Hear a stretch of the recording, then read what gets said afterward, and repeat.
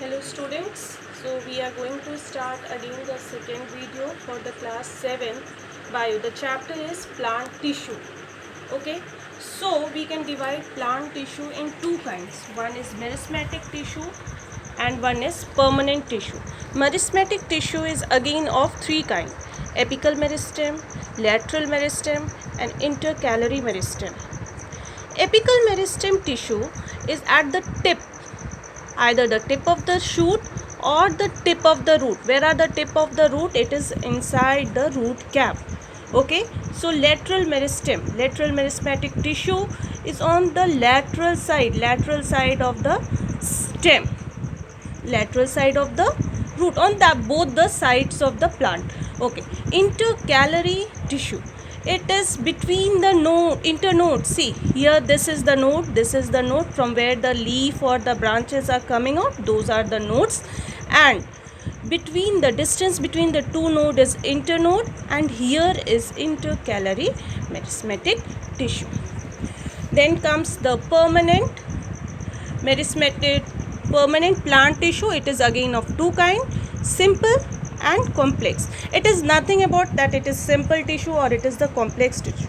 Simple means it is made up of only one kind of cell, so it is simple. Complex means there are the group of the cell making the permanent plant tissue. So simple tissue is again divided into three kinds: parenchyma, collenchyma and sclerenchyma. Parenchyma is found again at the surface. It makes this surface of the plant. It even adds to the cuticle. Okay, collenchyma, it is just back of the parenchyma, and it is used for some spatial function. As for example, in the water plant, in the lotus and etc., collenchyma tissue is carrying the airs inside them, so they are also known as parenchyma. What it adds, it helps the plant to float on the surface of water. Then comes the sclerenchyma. It is the fibrous tissue. It is seen in the coconut fiber. Have you seen the coconut fiber? It is the fibrous tissue, and it is in the coconut fiber, it is in the jute. It is a fiber like structure found in the plant. It adds to the buoyancy. It gives the extra support to the plant. Even it is seen in this xylem and phloem. We will study about the different cells of the xylem and phloem. We will see their fibrous tissue.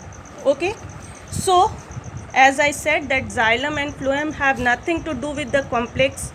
Word is that they are having four kinds of cell, and other permanent tissue is only having one kind of cell.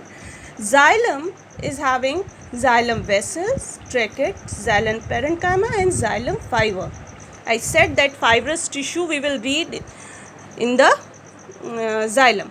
Okay, most of the tissue of the xylem, most of the cell of the xylem are dead cells, except this xylem parenchymatous cell, which is living. Okay, the function of xylem is to conduct the water from the root hair to each and every leaf. Why? Because these green part of the plant is going to perform photosynthesis. Whereas in the phloem, it is having four kind of cells. It is sieve tube, companion tube, phloem parenchyma and phloem fiber.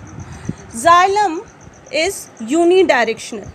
That means all the things will move upward direction against the gravity from the root tip to the leaf. Okay, and phloem is bidirectional. That means each and everything is going to move to each and every direction.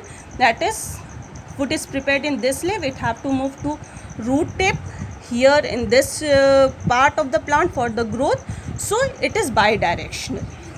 So most of the component of the phloem is living, and the function of phloem is to carry the food, whereas xylem's function is to carry water. These are the four kinds of the cells which help in this function, and these are the four kinds of the phloem cells which helps in this function, that is the conduction of the food to the different parts of the plant. Okay, read the chapter. If any confusion, we will discuss in the group.